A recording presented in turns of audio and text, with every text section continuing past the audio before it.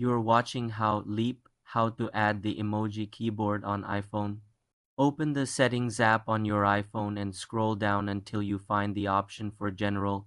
Tap on General to open its menu. Within the General settings, look for and select Keyboard. This will take you to the keyboard management screen. Tap on Keyboards at the top of this new screen. Here you will see a list of all keyboards currently installed on your device, such as your language keyboard. To add a new keyboard, tap Add New Keyboard at the bottom of the list.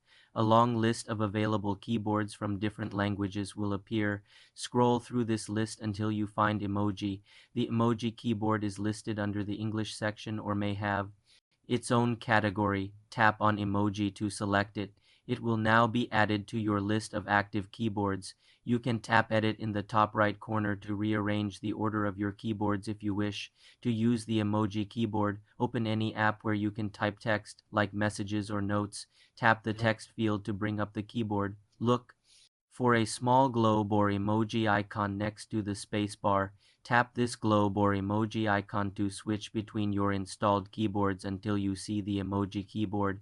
You can then browse and tap emojis to insert them into your text. For more simple computer tutorials, subscribe to the channel.